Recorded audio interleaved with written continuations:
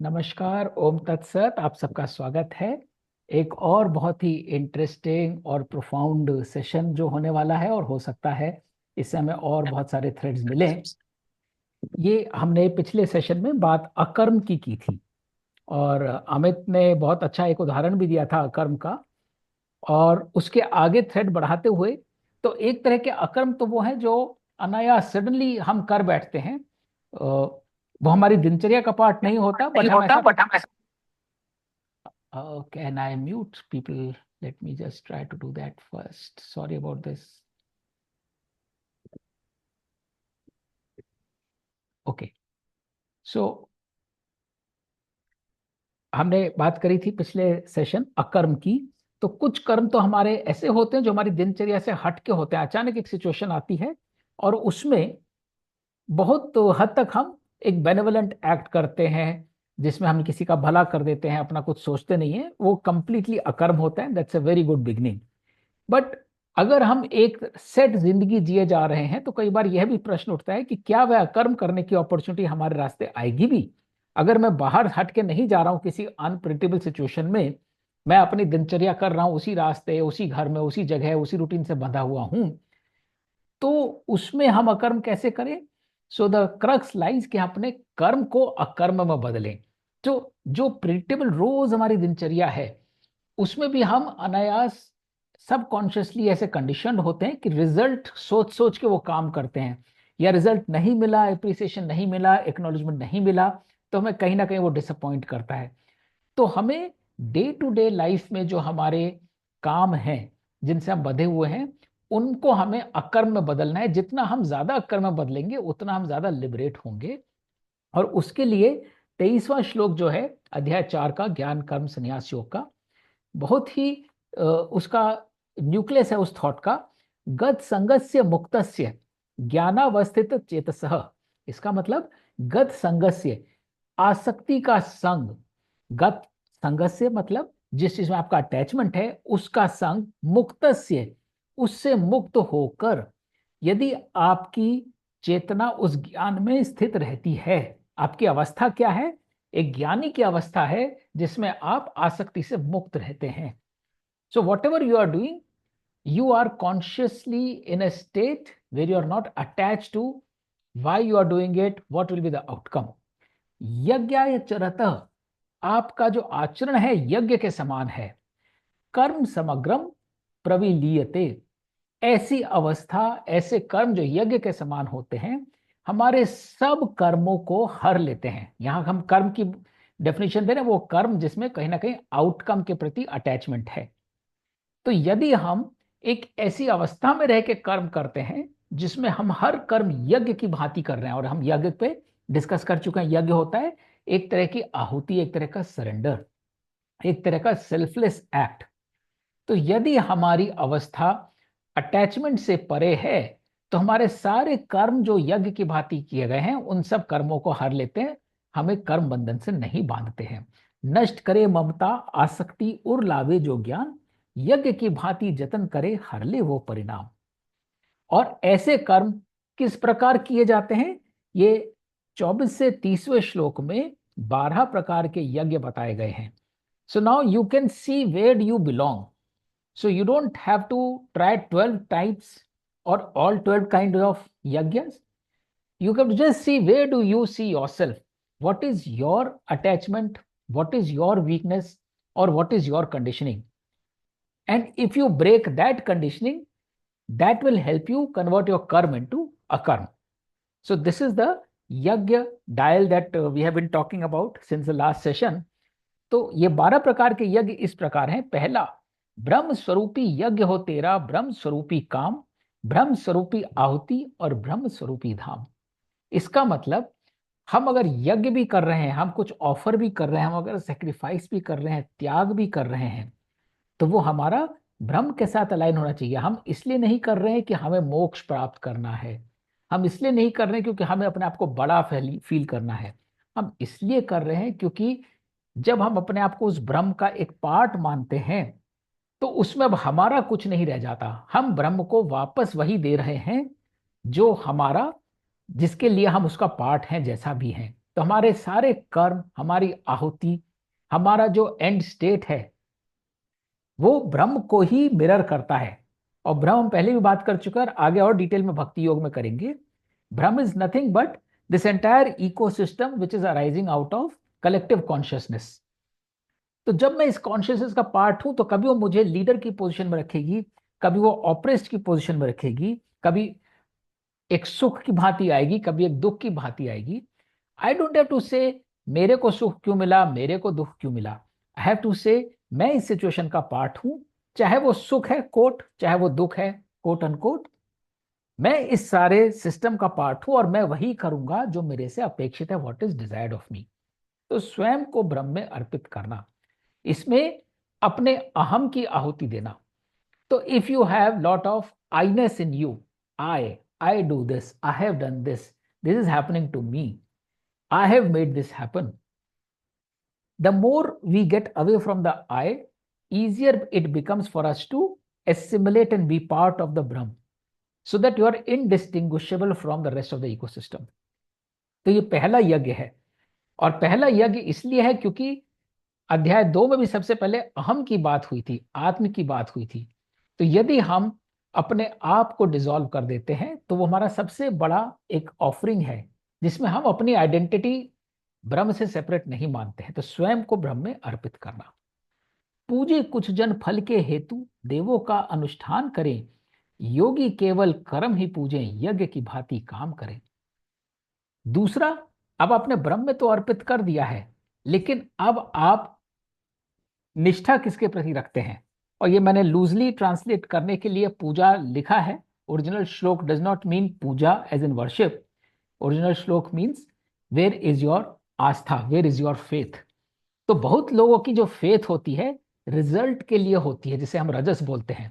वो कई प्रकार के देवताओं की स्तुति करते हैं, प्रेयर करते हैं, पूजते हैं, क्योंकि उन्हें लगता है हनुमान जी शक्ति देंगे, सरस्वती जी ज्ञान देंगी, लक्ष्मी जी पैसा देंगी। लेकिन जो योगी होता है, जिसने अपना योग बिठा लिया ब्रह्म के साथ, पहली स्टेज है स्वयं को ब्रह्म में अर्पित करना। तो जिसने स्वयं को ब्रह्म में अर्पित कर दिया है, वो फिर किसी और देवता की तरफ मुंह उठा के नहीं देखता। वो ये नहीं कहता अब मुझे हनुमान जी से ये चाहिए, शिव जी से ये चाहिए, जीसस से ये चाहिए, गुरु नानक से ये चाहिए, मोहम्मद से ये चाहिए, अल्लाह से ये चाहिए।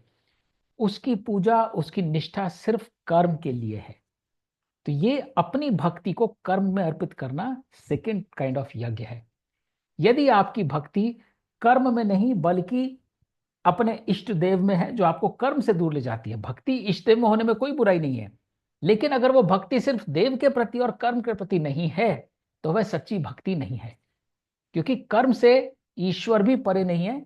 ये कृष्ण ने खुद बोला कि मैं सब कुछ खोते हुए भी एक क्षण में भी मैं कर्म से दूर नहीं जा सकता हूं। तो कर्म तो सो कॉल्ड कोट अनकोट ईश्वर को भी करना पड़ता है, जो उसका कर्म है। तो अपनी भक्ति को कर्म अर्पित करना दूसरा त्याग है, कि हमारी भक्ति किसी एक देवी देवता परमेश्वर के प्रति नहीं है, हमारी भक्ति कर्म के प्रति है। और यज्ञ की भांति होना चाहिए वह कर्म। तो तीसरा यज्ञ है कर्म को अकर्म में अर्पित करना। तो पहली चीज, अपने आप को एक अलग आइडेंटिटी नहीं मानना, dissolving your identity with the Brahm. Second is your loyalties, your faith, your allegiance should be only towards your karma, nothing else, and that karma has to be delivered like a yajna। तो ये तीसरी तरह का त्याग हुआ, तीसरी तरह का यज्ञ हुआ। उसके बाद योगी फूके निज इच्छा को, जलती संयम अग्नि में, अज्ञानी तो लोभ ही बढ़ता इंद्रियों की जन्मी में। तो अब ये कर्म तो मैं कर रहा हूं, चलो ठीक है, मान लिया कि मेरी भक्ति कर्म के प्रति है, पर उस कर्म को मैं यज्ञ की भांति कैसे करूं, अकर्म कैसे बनाऊं। जो हमारी इच्छाएं हैं उनको संयम की अग्नि में आहुति दे देना उनकी। क्योंकि इच्छा तो पैदा होगी ही। यदि हमारे कर्म में इच्छा है तभी हम उसको कर्म बोल रहे हैं, अकर्म नहीं बोल रहे हैं। तो उस कर्म को अकर्म में कैसे बदले, अपने इच्छा को संयम की अग्नि में आहुति दे देना कि ये इच्छा है, ये मेरी इच्छा है। जब मैं ही नहीं रहा तो मेरी इच्छा का भी कोई अस्तित्व नहीं है। जब मैंने अपने आप को ब्रह्म के प्रति अर्पित कर दिया तो मेरी इच्छा भी अपने आप उसी अग्नि में आहुति दे दी मैंने, संयम की अग्नि में, जिसमें मैं उस ब्रह्म का पार्ट हूं। और अगर वह ज्ञान के द्वारा नहीं हुआ तो आप में जो लोभ रहेगा वो इंद्रियों की जननी में लोभ होता है। तो लोभ को इंद्रियों की जननी में अर्पित करना है। यहाँ एक थोड़ा सा पॉज लेते हैं समझने के लिए। इच्छा क्यों जागृत होती है? जैसे ही हम अपने ज्ञानेंद्रियों द्वारा कुछ कॉन्शियसनेस गैदर करते हैं, कुछ देखते हैं, कुछ सुनते हैं, कुछ चखते हैं, कुछ फील करते हैं, फौरन एक इच्छा जन्म ले लेती है। कुछ खाया तो हाँ ऐसा स्वाद मिले, मीठा खाएं, तीखा खाएं, खट्टा खाएं, कड़वा खाएं। एक स्वाद हमारे को अटैच कर लेता है, बाइंड कर लेता है। या फिर कुछ देखा तो हम उसी विजुअल को बार बार देखना चाहते हैं, चाहे वो हमारे इष्ट देव हो, कृष्ण की मूर्त ही देखनी है, या अपने बच्चों की शक्ल ही देखनी है, या हमको एक फेवरेट नज़ारा देखना है, या हम एक फेवरेट स्पॉट पे चले जाते हैं। तो जैसे ही हम कुछ सेंस करते हैं ज्ञानेंद्रिय द्वारा, उसमें कहीं ना कहीं विषेंद्रिय आ जाती है, एक विषय उत्पन्न हो जाता है। जब उस लोभ को हम इच्छा की, इंद्रियों की जननी में ही आहुति दे देते हैं कि मैं जो सेंस कर रहा हूं उसमें मेरा कुछ भी नहीं है, मैं सेंस इसलिए कर रहा हूं ताकि मुझे पता चले, let me be aware, let me heighten my consciousness and how I can offer my sense, my Karma with that consciousness. I am not sensing or elevating my consciousness to become part of it, to get consumed by that consciousness. तो जो मेरी इच्छा है, जो मेरा लोभ है, that I should get more of this, उसको मैं in the very genesis of consciousness उसकी आहुति दे देता हूं। If I'm eating something, I eat, but I don't get bound to that taste. जैसी मेरी टेस्ट की डिजायर है, उसको मैंने उसी वक्त उसमें दे दिया कि ये तो eating is a work I have to do. और जब हम ये कर्मयोग पूरा खत्म करेंगे तो एक सेशन हम सिर्फ डिजायर के ऊपर रखेंगे, और जहाँ इसमें एम्पलीफाई ज्यादा करेंगे। जैसे कुछ पर्सनैलिटीज होती हैं, eat to live versus live to eat. So will go into greater details of that at that point in time. But यहाँ के लिए ये पांचवा तरह का यज्ञ क्या है? अपनी इच्छा को जो लोभ में परिवर्तित हो रही है, एक डिजायर जो कि ग्रीड में कन्वर्ट हो रही है, you want more of that desire to be satiated, that is a greed part of it. उस ग्रीड को मैं कॉन्शियसनेस की बिल्कुल निप में ही, निप इट इन द बड जिसे बोलते हैं, जैसे ही कॉन्शियसनेस हुआ उसको वहीं एलिमिनेट कर दिया, so that your consciousness is devoid of that grid. ज्ञान प्रकाश के हो जाती है हर इच्छा अधीन, आसक्ति और भोग की ज्वाला संयम होती विलीन। और ये किस तरह से हो सकती है? लोग बोलते बड़ा मुश्किल है, प्रैक्टिस करनी पड़ेगी। ये डिजायर कई बार सबकॉन्शियस होती है, कई बार पिछले जन्म का संकल्प है जो ऐसा हो रहा है। ज्ञान के द्वारा, तो जैसे एक बार पहले सवाल उठा था कि डिजायर को भक्ति में कैसे कन्वर्ट करें? ज्ञान के द्वारा, नॉलेज के द्वारा, कॉन्शियसनेस के द्वारा। जैसे ही आपको इस बात का ज्ञान होता है, जैसे हमने पहले भी एक श्लोक पढ़ा था, कछुए की भांति, जैसे ही कछुआ कुछ सेंस करता है अपने हाथ पैर सिमटा लेता है। अब आपको ज्ञान है, आपको पता है आपके लिए क्रोध, लोभ, हिंसा अप्रोप्रिएट नहीं है, क्योंकि आप एक ऐसी स्टेट को ऑलरेडी ब्लेस्ड हुए, you are a human being, you are expected to have empathy, forgiveness, love, compassion, which you will not be expected if you are an animal, if you are a plant, maybe in a different form but not to the same extent as a human being. तो ये awareness ज्ञान है, और जितना आप इसको reinforce करते हैं उतना आपके लिए इजी हो जाता है अपने लोभ और इच्छाओं को कंट्रोल करना। सो आसक्ति को ज्ञान में अर्पित करना, ये आहुति देना, आसक्ति की ज्ञान में आहुति देना। यज्ञ रूप अनेकों अर्जुन, तज के धन आराम, कुछ है तजते भेद जगत के, कुछ तजते अज्ञान। तो ये तीन तरह के यज्ञ इसके बाद किया है, और तीन तरह के जो आपको त्याग करने हैं या आहुति देनी है। तज के धन और आराम, यज्ञ के अनेकों रूप हैं अर्जुन, लेकिन आप शुरू कर सकते हो आराम और धन को तज के। इसका मतलब ये नहीं अपनी सारी जमीन जायदाद और सारा बैंक बैलेंस किसी के नाम कर दो, उससे अटैचमेंट दूर करो। जो चीज तुम्हारे पास है वो तुम्हारे कर्म और तुम्हारे त्याग के द्वारा तुमको मिली है, तुम्हारी अभी भी नहीं है। क्योंकि जब तुम ही नहीं हो, तुम ब्रह्म को समर्पित हो, तो तुम्हारी जो चीजें हैं वो भी ब्रह्म की ही बिलोंग करती हैं। तो ऐसे में जितना आपके पास रिसोर्सेज हैं उनको स्वयं का रिसोर्सेज ना मान के इस इकोसिस्टम का रिसोर्स मानो, उनके प्रति वो अटैचमेंट छोड़ दो कि ये मेरा है। तो ये एक त्याग आपको करना है, No longer you have to look at any of the things that you are conditioned to say my house, my wealth, my bank balance, my children, my relatives, my relationships. ये जो माय कॉन्सेप्ट है ना, is my से दूर जाना है.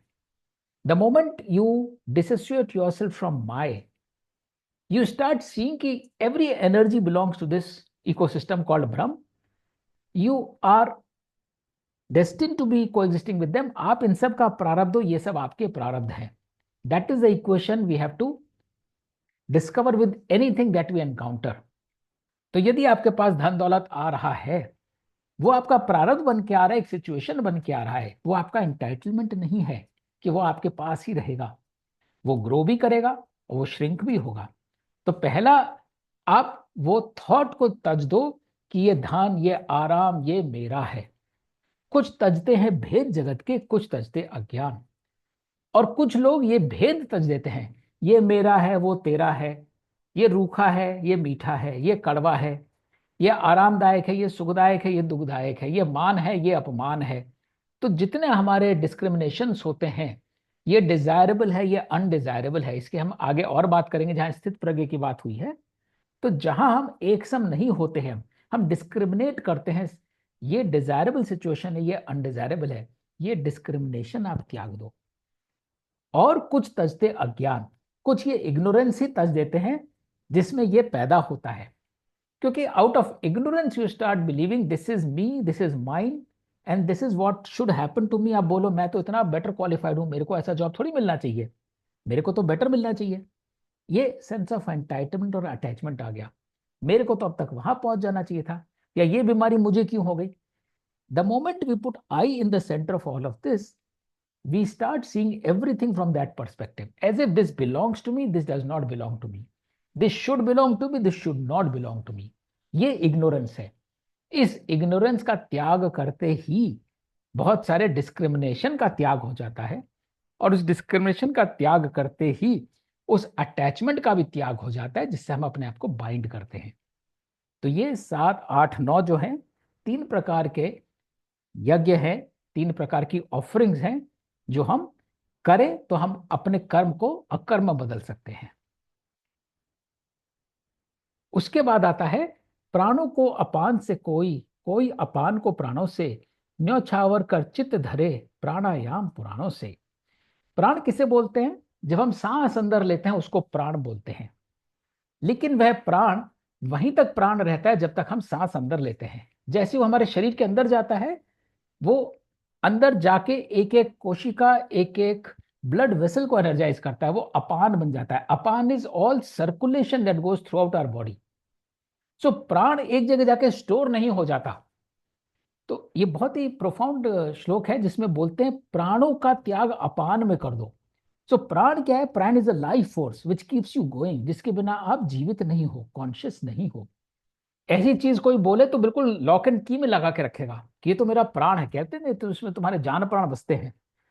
पर उन प्राणों को भी हम त्याग के अपान बना देते हैं, मतलब फ्लूइडिटी ले आते हैं, उसमें हम जड़ता नहीं लाते कि ये तो मेरा प्राण है, इसको स्टोर कर रख दो और प्राण ले आओ.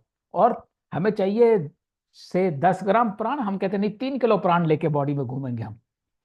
जब हम प्राणों को अपान में त्याग देते हैं या अपान को प्राणों से, वही सर्कुलेशन जब आता है तो वह प्राण में सेक्रीफाइस हो जाता है और ये बैलेंस बना रहता है. तो जब हम सांस भी लेते हैं तो ऐसा नहीं कि वो सांस जो है वो अपने आप ली जा रही है. वो सांस जो है प्राण का अपान में त्याग कर देती है और अपान का प्राण में त्याग कर देती, तभी हम जीवित हैं.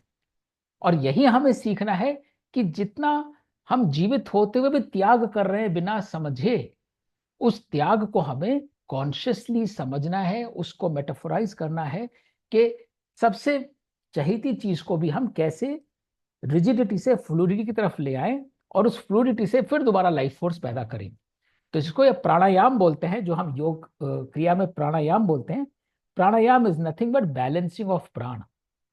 और यहाँ पे श्लोक का अर्थ यह है कि जो चीज आपको जीवन देती है उसका आप बैलेंस रखिए, उसको लीजिए और उसको लेट गो करिए. और जो आपने लेट गो किया है उससे फर्दर जो रिसोर्स है वो जनरेट करिए. तो प्राणों को अपान में अर्पित करना और अपान को प्राणों में अर्पित करना, ये प्राणायाम कहलाता है। तो यह भी एक यज्ञ के समान है। आहुति कर प्राण प्राण में, दर इच्छा ऊपर पाश, साधक सब यज्ञों से करते निज पापों का नाश। और ये बहुत ही खूबसूरत श्लोक है, प्राणों को प्राणों में अर्पित करना। एक श्लोक मैंने पहले पढ़ा था, ज्यो गुण जावे त्यो गुण आवे। It is analogous to the same shloka. जब हम बोलते थे ज्यो गुण जावे त्यो गुण आए, जितने हमारे गुण जा रहे हैं, कौन कौन से गुण जा रहे हैं? रजस जा रहा है, तमस जा रहा है। जितना हम प्रकृति से मुक्त होते जा रहे हैं, उतने हमारे प्रकृति हमें गुणों में बांधती है। जितने हम प्रकृति के अधीन नहीं होकर प्रकृति से ऊपर जा रहे हैं, उतने हम एक्चुअली गुणी बनते जा रहे हैं। ईश्वर को निर्गुण बोलते हैं। तो ज्यो गुण जावे त्यो गुण आवे। इसी प्रकार आहुति कर प्राण प्राण में। प्राण क्या है? इसमें तो मेरा लाइफ बसता है, इसके बिना तो मैं सोच भी नहीं सकता। जो चीज आपको सबसे प्रिय लगती है, जिसमें आसक्ति का वास है कहीं ना कहीं, उसको आप आहुति डाल दो। सबसे प्यारी चीज को, जो आपका लाइफ ब्लड है, काहे में? प्राण में। यहां पे दूसरे प्राण का मतलब है लाइफ फोर्स में। तो जो चीज आपकी इतनी प्रिय है कि उसके बगैर आप लाइफ इमेजिन ही नहीं कर सकते, उसकी आहुति आप दे दो, and then you will see how the life force that comes out of offering the dearest thing to you is so pure and so potent. तो प्राणों में प्राणों की आहुति देनी है। पहला प्राण है लाइफ फोर्स, और दूसरा प्राण है जो आपकी अटैचमेंट है, सबसे डियर चीज है। तो ये 12 प्रकार के यज्ञ है। इसको अगर एक विजुअल फॉर्म में देखें तो let's go over through and then we will see the relation between this entire correction of the 12 yajna. तो पहला है ahuti of self into Brahm. You start with that. So long as you will keep considering yourself apart from the Brahm, apart from others, you will keep thinking of yourself as me and mine. ये मेरा नहीं, ये मुझको मिला, ये मुझको नहीं मिला, ये मेरे साथ होना चाहिए था, ये मेरे साथ नहीं हुआ, ये मेरे साथ नहीं होना चाहिए था, ये मेरे साथ हुआ। तुम्हारा अपना कोई अस्तित्व है ही नहीं। सो जो हो रहा है ब्रह्म के साथ हो रहा है। You are part of Brahm and you are put in a situation. उसके हम आगे बात करेंगे why you are in that situation, but whatever happens does not happen to you, and therefore अपने सेल्फ की आहुति दे दो ब्रह्म में। जब आप ये करते हो तो आपकी जो कॉन्शियसनेस है, it should all be given into कर्म। जब तक आप अपनी सारी कॉन्शियसनेस को कर्म के प्रति नहीं करोगे, तब तक आपकी आहुति नहीं हो पाएगी सेल्फ की ब्रह्म के प्रति। क्योंकि आपकी जो कॉन्शियसनेस है, अवेयरनेस है, अब वो आपके लिए नहीं है। There is nothing like you. Your all consciousness is what can I do. I as in what can this part of Brahm do, and therefore all your awareness has to be dedicated and offered to the karma. Each karma has to be delivered like a yajna, converting it into an akarma. And how do you do that? By giving the ahuti of ichha into संयम। जैसे ही इच्छा पैदा होती है, कर्म पैदा हो जाता है। कर्म को अकर्म में बदलने के लिए इच्छा की आहुति दें संयम में। जैसे ही आप इच्छा की आहुति संयम में देंगे, आपका कर्म अकर्म बन जाएगा, आपकी कॉन्शियसनेस सारी अकर्म के प्रति होगी, and you are part of that Brahm. How do you do ahuti of ichha? Ahuti of लोभ एंड काम इनटू जेनेसिस ऑफ इंद्रिय। कि जैसे ही आपने कुछ इंद्रियों से महसूस किया, आपने कुछ देखा, आपने कुछ चखा, आपने कुछ छुआ, आपने कुछ सुना, उसमें आपने अपने लिए कुछ नहीं रखा। आपने मधुर गीत सुना, इसलिए कि मधुर गीत कैसे होता है, उस मधुर गीत का आपके लिए क्या अभिप्राय है, what is your role in listening that beautiful song, or you saw a visual, what is your role in having the awareness of that beautiful visual? It is not so that you derive pleasure out of that beautiful visual. So आपका जो sensory pleasure है, उसको आपका जो sensory organ है उससे detach करना, and that is only possible through ज्ञान। कि आसक्ति कैसे जा सकती है? कि जो मैंने देखा वो मुझे पसंद आया, लेकिन मैं उसको अपने अंदर ना बसाऊं कि बस मुझे वही चाहिए। विद नॉलेज, जैसे मुझे ये ज्ञान प्राप्त हुआ, ये विजुअल मुझे क्यों दिखाई दिया है, ये मैंने टेस्ट क्यों किया है, ये मैंने सॉफ्ट चीज पर क्यों बैठा हूं, वो इसलिए नहीं है कि मेरे को सॉफ्टनेस में जीना है, वो इसलिए कि मुझे सॉफ्टनेस की अवेयरनेस होनी है और यदि मेरा कोई रोल है किसी हार्ड चीज को सॉफ्ट बनाने में तो मैं वो करूं। इट इज नॉट कि I have to derive pleasure out of it. और ज्ञान जो होता है, एक बार आपको ज्ञान आ जाता है तो आप भेद, जगत के भेद छोड़ देते हो, आप एक सम हो जाते हो। फिर आपके लिए ऊंचा नीचा, अमीर गरीब, सर्दी गर्मी, सुख दुख, ये भेद मिट जाते हैं आपके, only through knowledge. And the knowledge comes from आहुति ऑफ अज्ञान। और आहुति ऑफ अज्ञान तब होती है जब आपको पता तो है लेकिन कई बार आप उस रास्ते चलते नहीं हो, आप अज्ञान में ही जीते हो, क्योंकि अज्ञान gives you lot of pleasure. अब कोई बोले भाई तुम्हें पता तो है कि एक्सरसाइज करनी है, बट आप कर नहीं रहे हो, तो आप एक तरह से अज्ञानता में जी रहे हो। आपको पता है कि exercise is good for you, but you are not doing it. That means you are not offering your agyan towards gyan, you continue to live in ignorance, which is procrastination. तो अपनी प्रोक्रेस्टिनेशन की आहुति दो। अगर ज्ञान प्राप्त हो गया है तो उस ज्ञान को अमल में लाओ। जब आप उस ज्ञान को अमल में लाते हो तो आपको प्राण की आहुति अपान में स्वयं हो जाती है। तो जो चीज आपको लाइफ ब्लड है आपका, वो आप सर्कुलेट करते हो ब्रह्म में, वो आप होल्ड करके नहीं बैठ जाते हो। और जब आप सर्कुलेट करते हो तो you also derive lot of life force and Brahm also derives lot of life force out of whatever you put in circulation, which is your akarm basically. And once you do that, then you are connected, you give ahuti of pran into pran. Whatever is dearest to you, you let go of it and you derive the real life force out of the fluidity, out of the liberation that you experience by letting go of things. तो ये 12 प्रकार के यज्ञ हैं। ऐसा नहीं कि आपको 12 चीजें ऑफर करनी है। आप अपने आप को देखिए, way do you see yourself. If you think आप अलग हो, ब्रह्म अलग है, number one is the one for you to focus on. अगर आपको लगता है नहीं आप ब्रह्म का पार्ट हो, लेकिन आप जो कर्म करते हो उसमें इच्छा है, तो आपको इच्छा और संयम, number four is for you.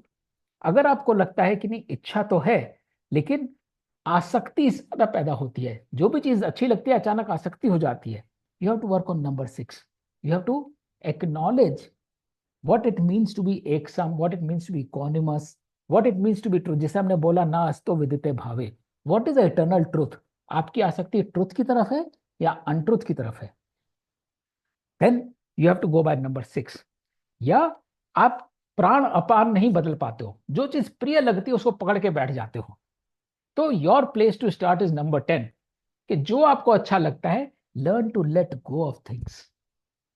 या फिर आप सर्कुलेशन में हो लेकिन वो कहीं ना कहीं प्राण में कन्वर्ट नहीं हो रहा है, go back to the cycle of anna vrishti srishti और कर्म और yagya. If you are not completing that cycle, if you are breaking that cycle, that is when your apan will not convert into pran. Because जो सर्कुलेशन में आया वो कहीं ना कहीं अपने या तो आसक्ति की वजह से या अहम की वजह से या पूर्व संकल्पों की वजह से वापस प्राण में कन्वर्ट नहीं हो पा रहा। That cycle has been broken. तो this is the gist of 12 types of yajna. अभी थोड़े से श्लोक बचे हैं, we'll complete it and then we'll take a pause because this is too much to consume and assimilate, but we will kind of come back to the discussion of the 12 type of yag that we need to be aware of and offer that which we believe we are almost there. Start with that number where you believe you have understood, but it requires practice. कैसा भी हो यज्ञ रहे, सुख देता तीहू लोक का, निर्यज्ञ ना भोगे स्वर्ग, ना सुख मृत्यु लोक का। तो कृष्ण यही कह रहे हैं, कैसा भी यज्ञ हो, इन 12 में से कोई सा भी यज्ञ कर तू, कर्म को अकर्म में बदल, प्राण को अपान में बदल, इच्छाओं को संयम में भेज, कोई सा भी तू यज्ञ करके तो देख, तेरे को तीनों लोगों का सुख मिलेगा। बिना यज्ञ के ना तू स्वर्ग भोग पाओगे, ना ही मृत्यु लोक का सुख भोग पाओगे। चुन कोई भी कारण तू, चुन कोई भी साधन, यज्ञ स्वरूपी अस्त्री काटे कर्म के सारे बंधन। तो ये सारा वो 12 प्रकार के यज्ञ बताने के बाद it is being reemphasise, pick any one and stay committed to that. और सिर्फ यज्ञ स्वरूपी अस्त्र, everything that you do has to be an offering. And जब हम पूरा कर लेंगे तो हम जब ओम तत्सत पे जाएंगे अध्याय 18 में, तब हम समझेंगे कि ये कैसा यज्ञ स्वरूपी अस्त्र कैसे बनता है। Absolutely selfless thought and action alone will liberate us. और ये हम थोड़ी सी बात करेंगे जब हम डिजायर्स की भी बात करेंगे। द्रव्य कामना से उत्तम ज्ञान की इच्छा करना है, कर्म नदी को अंतः तो ज्ञान सागर में बहना है। So this is part answer to the same question, why not have desires, how can you not have desire, what's wrong in having a desire, what's wrong in wishing कि मेरे पास अच्छा जॉब हो, मेरे बच्चों की अच्छी जिंदगी हो, मेरे पास एक अच्छा मकान हो, मेरे पास सब अच्छी हेल्थ हो। चलो मेरे पास नहीं, मैं सबकी बात करता हूं, मेरे पूरे मोहल्ले के अच्छा हेल्थ हो, what is wrong in that? Part answer is द्रव्य कामना से उत्तम। Dravya is not just wealth, dravya is anything which is physical and mortal. Even if you are wishing for good health, one should wish for good consciousness for everyone. क्योंकि consciousness improve हो जाएगी तो health अपने आप इंप्रूव हो जाएगी। हम सिर्फ सिम्टम पे रह रहे हैं, सबकी हेल्थ अच्छी रहे, किसी को दुख ना हो, सबको खाने को मिले। हम क्या कर रहे हैं, एक फिजिकल बीइंग को ही फोकस कर रहे हैं। ऐसा पॉसिबल है, और हमें पता है ऐसे बहुत नेशंस हैं जो कोट अनकोट डेवलप्ड हैं, वेलफेयर स्टेट्स भी हैं, जहां पे सबको खाने को मिल रहा है, शायद सबके ऊपर छत भी है, पहनने को कपड़ा भी है। बट हमको ये भी पता है कि उनकी कॉन्शियसनेस सबकी एक बराबर अच्छी नहीं है।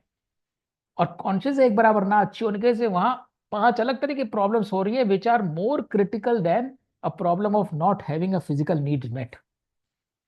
इसलिए अगर हम कामना भी रख रहे हैं तो फिजिकल वेलबींग से बेटर कामना है बेटर कॉन्शियसनेस की, बेटर अवेयरनेस की।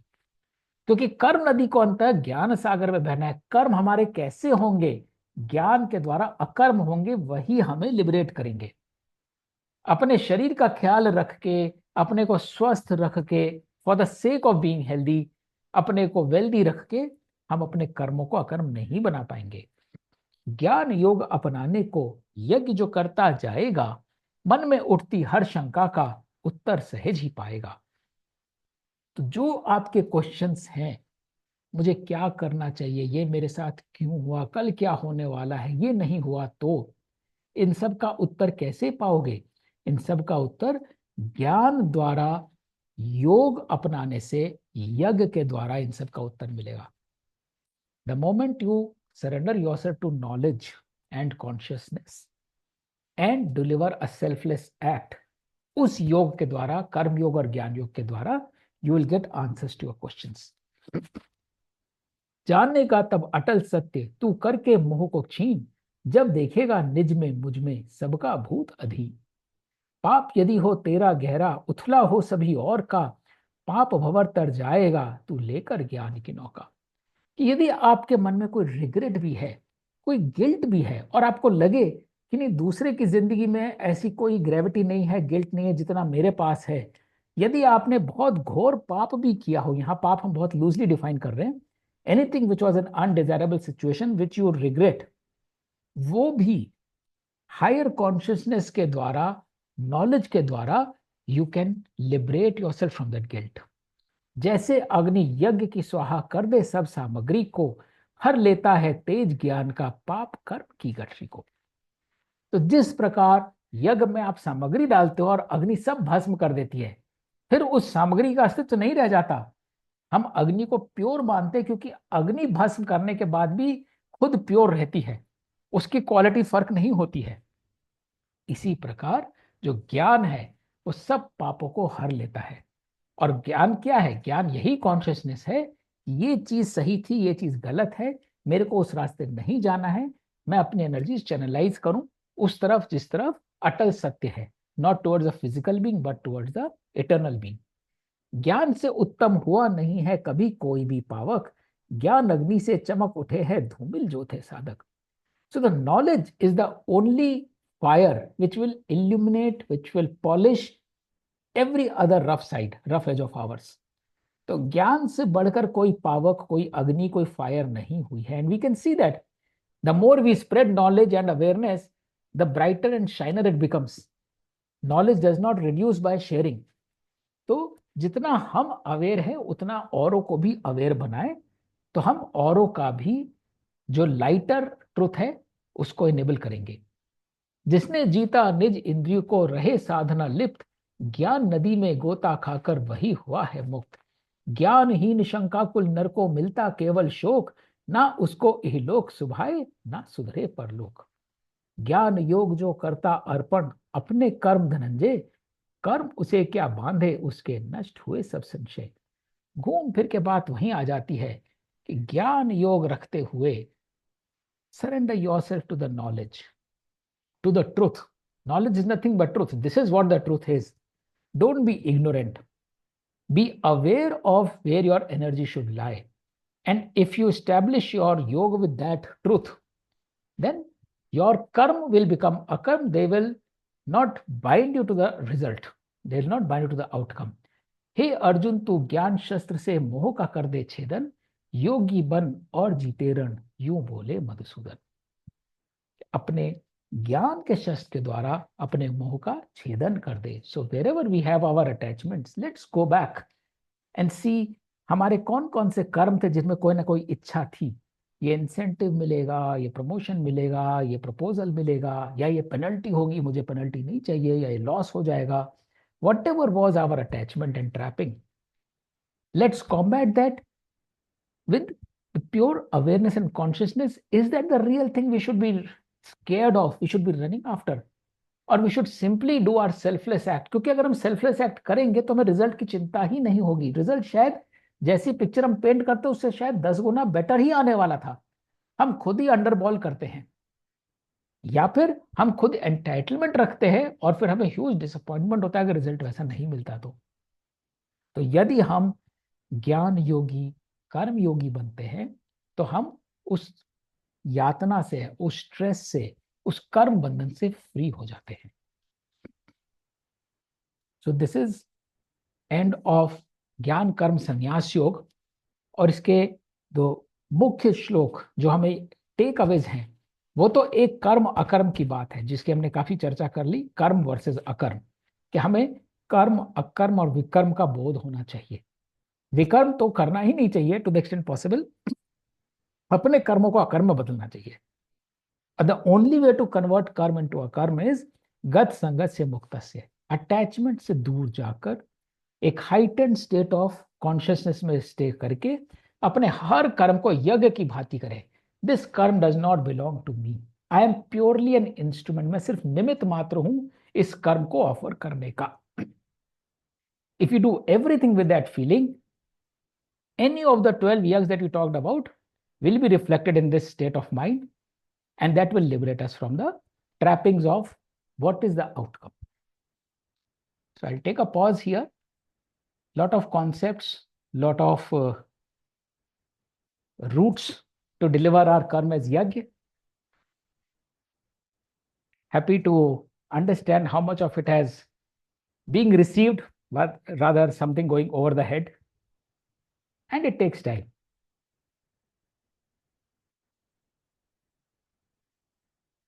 आप म्यूट पे हैं भूपा जी? म्यूटेड है। बात तो कुल वही है कि जो कर्म है उसके साथ आसक्ति कितनी है। जितनी आसक्ति होगी उतना उस कर्म में बंधेंगे, जितनी आसक्ति कम होगी उतना उस कर्म से घटेंगे।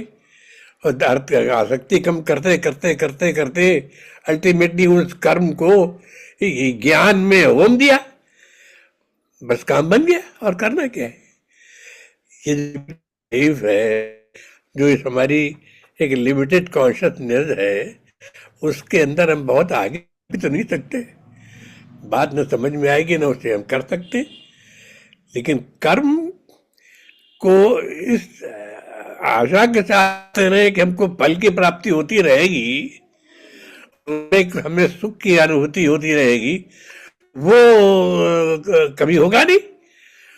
तो एक्चुअली अल्टीमेटली बात जो यही है कि कर्म को होम कर देना है ज्ञान में, और जब ज्ञान में वो कर्म चला जाएगा तो अपने आप अटैचमेंट खत्म हो जाएगा और एक आनंद की अनुभूति होगी। वो ईश्वर की प्राप्ति के रास्ता है, वही है, ऐसे ही लगता है। बिल्कुल बिल्कुल सही कह रहे हैं आप। This is exactly what is needed. Having said that, lot depends हम अभी हैं कहां पर। अगर हमने पहली बार ये सुना है तो पहले इसको समझने में और एक्नॉलेज करने में शायद हमें थोड़ा समय लग सकता है, फिर धीरे धीरे प्रैक्टिस करने में then it becomes your second nature, and तब जाके वो नेचर बनती है कि मैं कुछ भी करूं, मैं कुछ एक्सपेक्ट नहीं कर रहा. So this is progression for sure. It takes time, depends on where we are, but that is the direction is more important than the placement. So we don't have to worry about अरे अभी तो हम इतना दूर हैं कैसे करेंगे. It is important कि हम उस तरफ मूव करके तो खड़े हों जिस तरफ हमें त्याग करना है.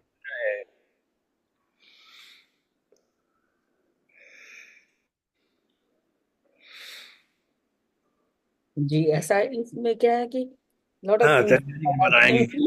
इंट्रोस्पेक्शन करके, जैसे मैं अगर अभी ये देखूं तो मुझे लगता है कि मुझे तो सब में कहीं ना कहीं अपने अंदर काम करना है, पर प्रीडोमिनेंटली पहले से शुरू होना है कि पहले इस चीज को पूरी तरह से मान लूं कि हाँ, मैं ब्रह्म का भाव हूं।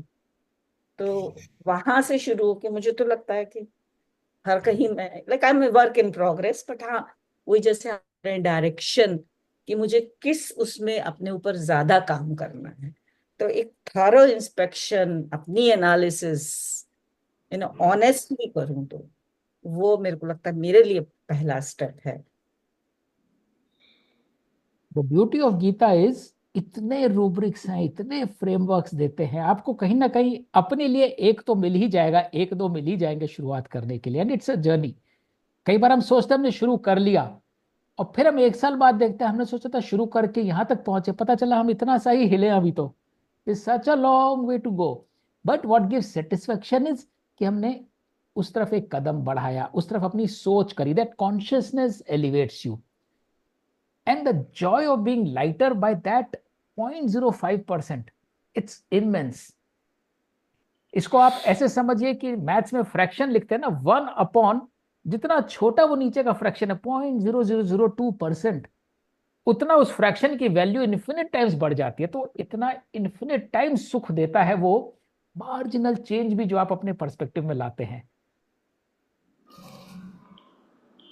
तो ये जो कर्म वाला कंसेप्ट है ना, सॉरी, हाँ अंकित आप बोलिए, फिर सुभाष जी आपसे सुनेंगे. तो I was reading a Zen Buddhist philosophy book. Sorry उसमें अंकित, अपना बुद्धा के एक कैमरा ऑन डिसाइपल, करेंगे क्या प्लीज. हाँ हाँ, एक सेकंड मैं एक्चुअली वॉक कर रहा हूँ. Thank you. हाँ राइट. तो I was reading a Buddhist philosophy book. उसमें बुद्धा के एक डिसाइपल उनसे पूछते हैं कि बिफोर यू अचीव एनलाइटनमेंट, उसके पहले क्या करना होता है. तो बुद्धा बोलते हैं you chop wood and you carry water. तो बोलते हैं आफ्टर यू अचीव एनलाइटनमेंट उसके बाद क्या करना है. देन यू कहते हैं you still chop wood and you carry water. तो कर्म आपका वही रहेगा, इवन इफ आप गौतम से बुद्धा भी बन जाएंगे तब भी काम जो था वो तो करना ही है. तो ये बिल्कुल सेम सेम कंसेप्ट लगा हमें जो हम यहाँ पढ़ रहे हैं. 100%. कर्म से हमें दूर नहीं जाना. जो सबसे पहले था कर्म संन्यास योग का, कि कर्म त्याग के कोई सन्यासी नहीं बन सकता. कर्म हाँ फल के प्रति हाँ आसक्ति एग्जैक्टली. त्याग के आप सन्यासी बन सकते हो. आपको कर्म हाँ, नहीं त्यागना है कर्म तो आप. करना ही है, वही करना है. हाँ, आपको कर्म के प्रति फल की इच्छा को त्यागना है, वो सन्यास है. हाँ सुभाष जी है. ऐसा है कि आपने बहुत अच्छे से समझाया है, लेकिन ज्ञान कैसे आएगा? ज्ञान तभी आएगा जब आप इंद्रियों को कंट्रोल करना शुरू करोगे. बिना इंद्रियों के कंट्रोल करने के आपको ज्ञान नहीं आ सकता, तो जितना भी बड़ा हो. क्योंकि निष्काम कर्म करने के बाद आपको इंद्रियों को कंट्रोल करना, इंद्रियां सबसे इंपॉर्टेंट है ज्ञान को आगे बढ़ाने के लिए. मेरा ऐसा मानना है. नहीं सुभाष जी, रिवर्स ट्रू है. लोग बोलते हैं मैं इंद्रियों पे कंट्रोल कैसे पाऊं. जैसे कई लोग होते हैं ना, ज्ञान कहते के थ्रू पा सकते हैं ना. हाँ, ज्ञान के थ्रू इंद्रियों पे कंट्रोल पाना है. इंद्रियों पे कंट्रोल पाके ज्ञान नहीं पाना ना. ज्ञान. मेरा कहने का मतलब है कि इंद्रियों को जब तक ज्ञान के थ्रू इंद्रियों को कंट्रोल करना है, हाँ ज्ञान तब के थ्रू. निष्काम कर्म कर सकते हैं. उसके बिना निष्काम कर्म भक्ति कर ही नहीं सकते. और ज्ञान यही है कि सत्य क्या है और असत्य क्या है. अगमर निष्ठा असत्य के प्रति है. असत्य क्या है? ये फिजिकल वर्ल्ड, ये कंडीशनल लॉयल्टीज, इसके प्रति ऐसा रहूंगा तो ये मिलेगा, ये सब असत्य है. ये हमें gyan is nothing but that awakening and consciousness कि where should I conserve my energy, where should I channelise my energy. तो जब हमें एक बार यह अवेयरनेस हो जाती है क्या सही है क्या गलत है, not just for a gain or loss, where we are aligned with Brahm. That will help us bring down our dependence on our sensory and pleasure organs. इंद्रियों के सुख के लिए हमारी डिपेंडेंस कब कब होती है? जब हमें ज्ञान हो जाता है, अरे मैं खाने पर फोकस करे जा रहा हूं, देखो डायबिटीज हो गई, देखो बीमार पड़ गया। तो जब आप समझोगे आपको पेट के भोजन नहीं, आपको अपनी आत्मा के भोजन पे ध्यान देना है, तब पेट का भोजन अपने आप कम हो जाएगा।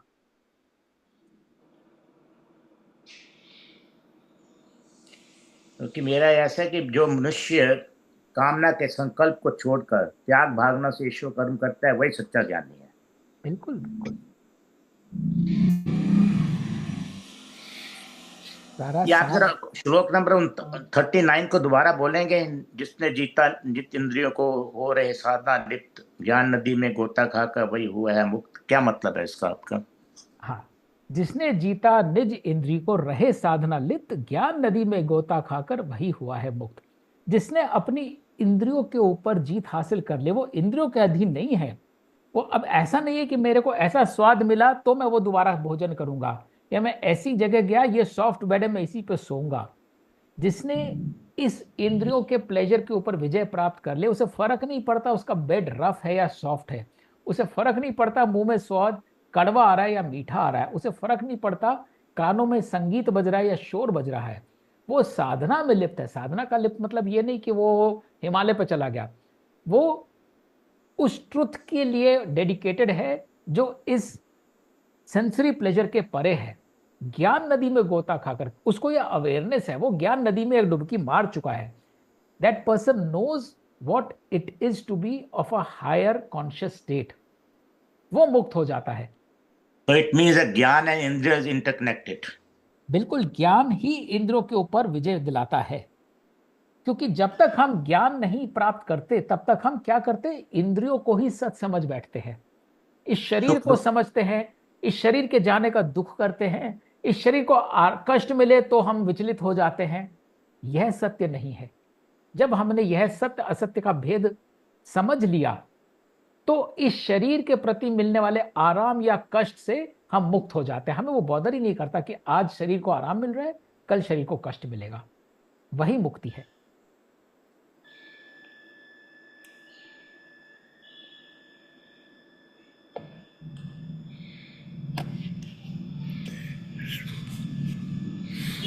और इसी के लिए ये 12 प्रकार के जो यज्ञ बताए गए हैं, ये 12 प्रकार के यज्ञ इसी तरफ हमें पॉइंट आउट करते हैं कि किस तरफ आप अपनी आस्थाओं को, अपनी एनर्जी को किस तरफ आप चैनलाइज कर सकते हैं। इन 12 प्रकार में से किसी एक को पकड़ ले तो हो जाएगा। बिल्कुल बिल्कुल बिल्कुल, वो करने की जरूरत क्या है? बिल्कुल। है ना?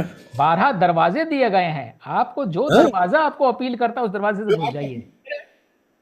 जो आपकी परिस्थितियों में अपनी मना स्थिति के हिसाब से लगता है कि भाई ये सबसे सुगम है, वही पकड़ ले।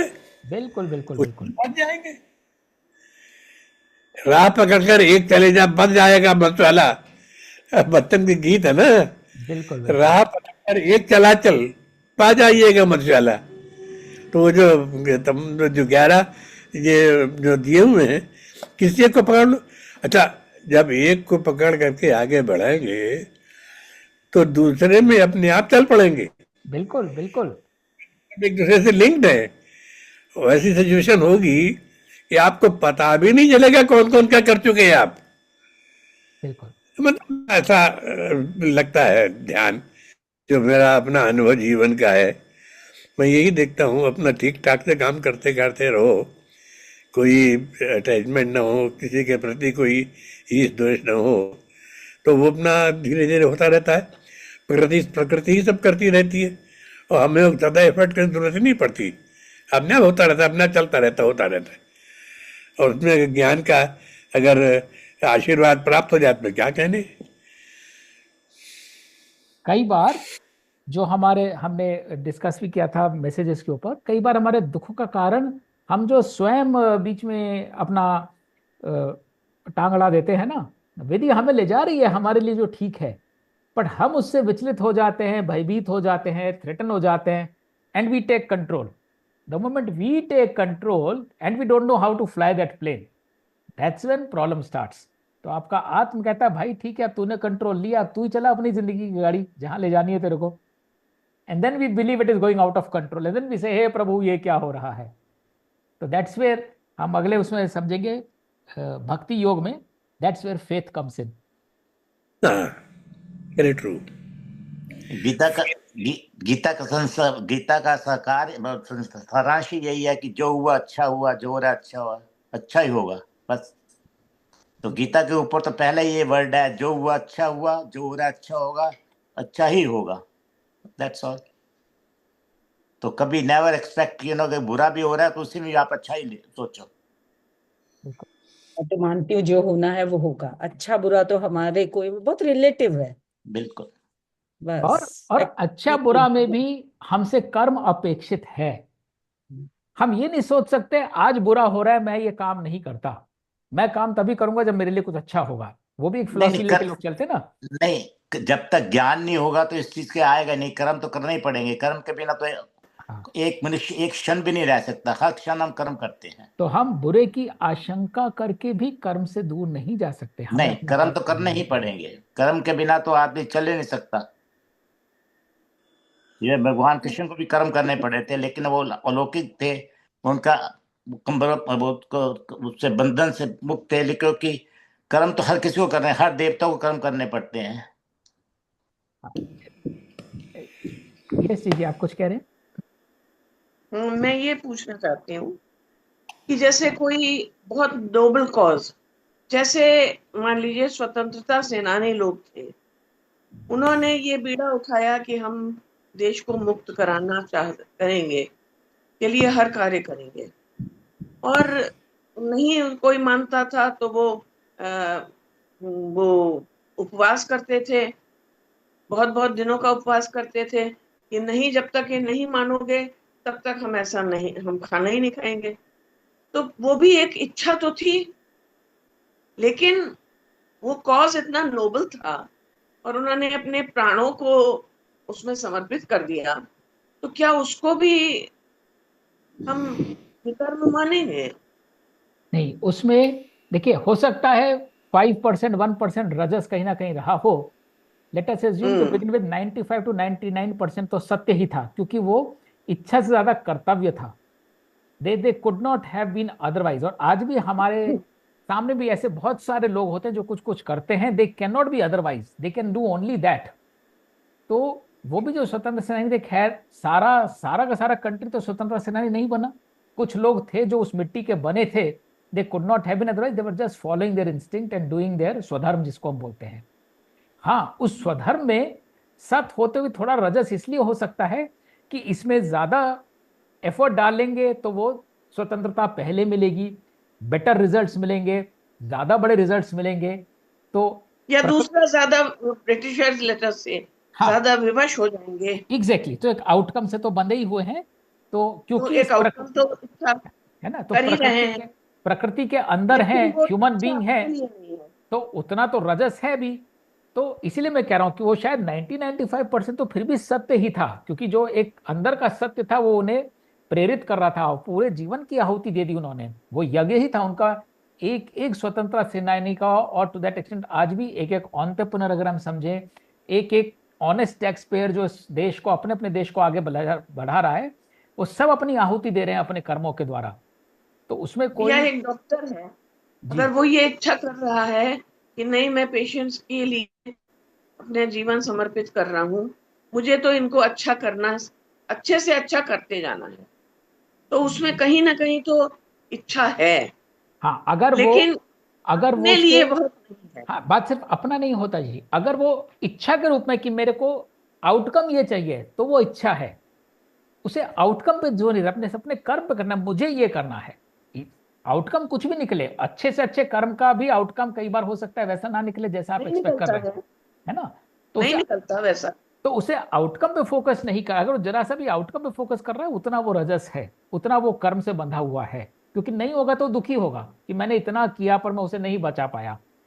उसको एक रत्ती भी दुखी नहीं होना यदि वो किसी पेशेंट को नहीं बचा पाए, क्योंकि उसने अपना कर्म 100% ऑनेस्टी से किया, इससे ज्यादा वो कुछ कर नहीं सकता था, उसके हाथ में नहीं है, विधाता नहीं है वो।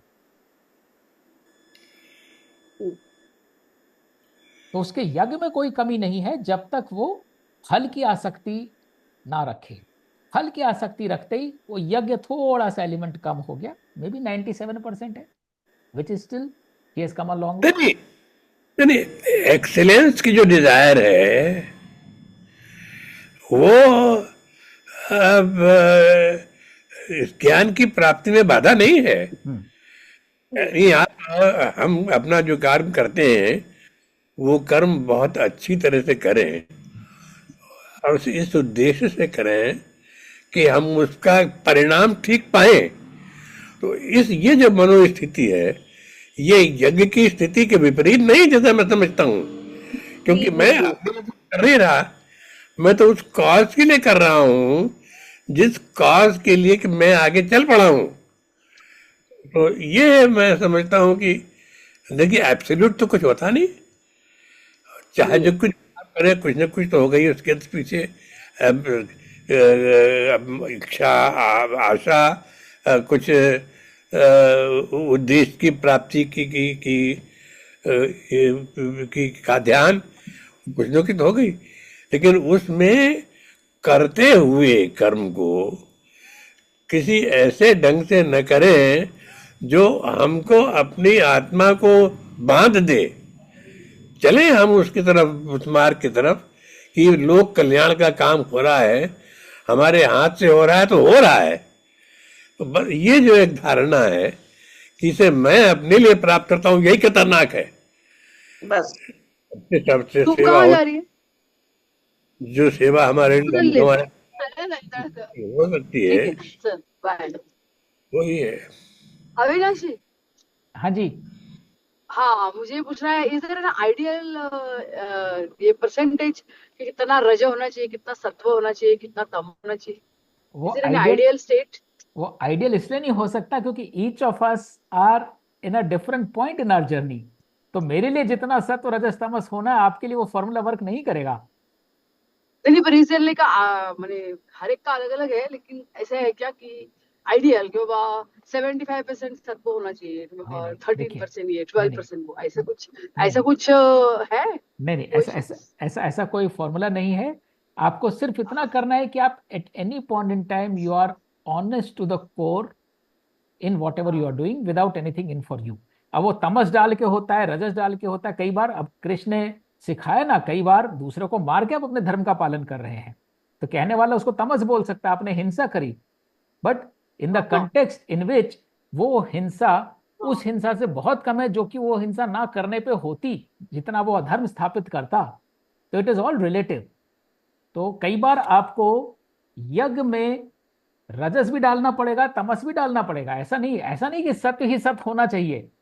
सत्व रजस तमस तीनों का कॉम्बिनेशन डिपेंड करता है आप कहां पर हैं उस समय। आपको रजस की जरूरत है, आपको ऐसा जन मिलेगा, खूब रजस मिलेगा, लेकिन आपको ज्ञान के द्वारा ये समझना है कि मुक्ति रजस में नहीं है। वो रजस इसलिए मिला क्योंकि वो आपके लिए जरूरी था। उस रजस को समझना जरूरी था, उस रजस के थ्रू कर्म को अकर्म में बदलना जरूरी था। इसीलिए सुख और दुख बनते हैं ना। ज्यादा रजस होगा तो बहुत सुख मिलेगा, प्लेजर बहुत मिलेगा, पर आपको उस प्लेजर से बंधना नहीं है। या आपको दुखी दुख मिल रहा है, वो भी आपका प्रारब्ध बन के आया है, आपको उस दुख से अटैच नहीं होना है। पर अगर हर एक को ये समझ में आ जाएगा ये बात, तो इक्विलिब्रियम चला जाएगा ना कि इक्विलिब्रियम कुछ गलत की है, कुछ नहीं नहीं, गलत है इसलिए कुछ सही है। हाँ तो तो हाँ फिर एग्जैक्टली, प्रकृति आगे कैसे बढ़ेगी अगर कुछ सारे लोग कुछ आइडियल बन गए तो? हाँ कुछ गलत है इसीलिए कुछ सही है, बिल्कुल सही बोला आपने। तभी तो बोला प्राणों की प्राणों में आहुति दो, जो गुण जावे त्यो गुण आवे। तो गुण जाना आवश्यक है, गुण आने के लिए प्राणों की आहुति आवश्यक है, प्राणों को स्थापित करने के लिए। तो ऐसा नहीं होगा कि सबके प्राण चले गए और सबके प्राण आ गए, इक्विलिब्रियम आ गया। वो भ्रम जो है कलेक्टिव कॉन्शियस के थ्रू जा रहा है उसी तरफ स्थापित करने के लिए। बट हम सब है ना फिजिकल बीइंग, अपनी प्रकृति से बंधे हुए हैं। द वेरी फैक्ट हम एक प्रकृति का पार्ट हैं मीन्स के हम लोग इन अ स्टेट ऑफ डिसइक्विलिब्रियम हैं ऑफ वेरियट काइंड्स। हम विभूति योग में जाके समझेंगे इसको। तो इतनी तरह की विभूतियां हैं उन सबको आप एक दिन में इक्विलिब्रियम में नहीं ले आ सकते। हम्म। मुझे आपके आज का जो सबसे बेस्ट पॉइंट ये लगा कि प्राण को अपान में वो करना, विसर्जित करना, बहुत ही एकदम से वाव पॉइंट था आज के डिस्कशन का। मुझे इतना कभी मैंने ऐसा सोचा ही नहीं था। मैंने आज बहुत अच्छा थॉट गीता मिल गया। में ऐसे ऐसे हाँ। नगेट्स हैं, ऐसे ऐसे नगेट्स हैं जो मतलब पढ़ के अगर आप समझ जाए तो वो, जैसे बोलो ना, एक नगेट से ही आपको मुक्ति मिल जाती है अगर आपने एक सूत्र को ही पकड़ लिया। सही, एकदम सही है। क्योंकि हम कभी सोचते ही नहीं है कि हम जो सांस ले रहे हैं वो अंदर जाके क्या कर रही है एक्चुअली। तो वो तो अपना अस्तित्व ही खो रही है। और वो भाई इट्स, मुझे तो ऐसे ऐसे ऐसे देखते तो मुझे आंसू आ जाते हैं कि हम कभी कभी कितना छोटा सोचते हैं कि हर चीज को लेके ऐसे। बहुत अच्छा लगा। Thank you. ये अविनाश जी, जी, अपान को सबसे अच्छे कैसे डिफाइन करेंगे? अपान समझ होता तो है। कुछ आ गया, हाँ, लेकिन कैसे उसको कहें? सो अपान बेसिकली जो सर्कुलेट होता है, द सर्कुलेशन एनर्जी, द प्राण के तीन फोर्स होते हैं, प्राण, अपान और I think Udaan, if I correctly remember. तो अपान होता है जब सांसों को लेने के बाद हमारी बॉडी में सारे में जाता है, वो अपान होता है। उदान होता है जो वापस हमारे रिप्रोडक्टिव ऑर्गन से नीचे की तरफ जो जाता है। ठीक है। तो अपान इज बेसिकली फ्लूइडिटी। अगर हम प्राणों को एक तरह से जिसे बोलते हैं होल्ड करके बैठ जाते हैं, खूब सारे प्राण इकट्ठा करके बैठ जाते हैं, तो हमारे सारे शरीर को कैसे मिलती है वो प्राण वायु? तो apana is nothing but letting go of the life force. उस लाइफ फोर्स को आपने नाक में भर के, फेफड़ों में भर के नहीं बैठ गए आप। प्रकृति ने उसको ऐसा बनाया कि लेके it has to be let go of, तभी वो आगे जो है प्राण वायु स्थापित हो सकती है पूरे शरीर में, क्योंकि वो प्राण पूरे शरीर को चाहिए। तो इसी प्रकार आपकी जो कॉन्शियसनेस है वो आपके लिए नहीं बनी, आपकी कॉन्शियस सारे ब्रह्म को चाहिए। तो अगर आपको कुछ चेतना मिल गई है, उसको पढ़ के ना बैठ जाओ, मैं ये हूं, मैं वो हूं, मैं ये कर सकता हूं। Let go of that and contribute selflessly so that everybody gets that positivity, that energy which you have been kind of put in that situation with. So apan is basically fluidity, letting go of the life force. ठीक। ये फरमाए जो आपने बोला जो उसका, ये अष्टांग योग में आगे छठे अध्याय में भी कवर होगा आपका? बिल्कुल आएगा, बिल्कुल आएगा। क्योंकि ये तो कहते हैं कि अष्टांग योग जो है, अष्टांग योग से अच्छी तो ईश्वर भक्ति बहुत अच्छी है। अष्टांग योग हर कोई की बहुत मुश्किल है करना। कि अष्टांग योग जो वेदों के हिसाब से है कि नाम को अंदर लेके जाओ, प्राण को बाहर निकालो, या वो नाक को सीधा करो, ये करो। तो ये आगे करेंगे आप छठे अध्याय में, और 12वें भक्ति योग में भी आप कवर करेंगे इसको। तो उस टाइम मैं आपको कुछ इसमें मेरा अपना ओपिनियन है बताऊंगा। जरूर जरूर। देखिए, गीता में एक इंटरप्रिटेशन होता है, लिटरल इंटरप्रिटेशन, कि ऐसा वर्ड लिखा है तो ऐसा करना है। एक है तो उसका मेटाफोरिकल इंटरप्रिटेशन। तो वो बहुत आवश्यक है समझना, कि ऐसा नहीं आप उस स्थिति में आपने बॉडी की पोर्शन बना ली तो आपको योग प्राप्त हो गया। व्हाट इज तो important is that state of mind. ईश्वर की भक्ति देखिए, ये प्रणाम जो है, अंदर ले जाना, सांस को बाहर निकालना, उसको ये करना, ये सारे वेदास में भी ये लिखा हुआ है। इससे देवता भक्ति होती है, और आप अपने को कंट्रोल कर सकते हैं, कंसंट्रेट कर सकते हैं। तो ये चीजें जो है, ये वेदों में बड़ा क्लियर लिखी हुई है। ये देवता भक्ति करके कैसे, मतलब कि आप करके कंसंट्रेट कर सकते हैं। लेकिन जो ईश्वर का ज्ञान है, भक्ति है, क्योंकि इसमें आपको वो कंसंट्रेट नहीं कर सकते, भगवान के ऊपर नहीं कंसंट्रेट कर सकते। तो उसके लिए आपको ध्यान चाहिए, सिमरन चाहिए, ज्ञान चाहिए। यस, वी ये विल टॉक जरूरी है अबाउट बहुत। ऑल ऑफ दैट, एब्सोल्युटली, बिल्कुल सही कह रहे हैं आप। चलिए, बहुत बहुत धन्यवाद सबका जुड़ने के लिए। I will be around for some more time. और ओम तत्सत, अगले हफ्ते मिलेंगे अध्याय 5 के साथ। धन्यवाद। धन्यवाद आपको। Thank you Avinash ji. Bye bye. प्रणाम।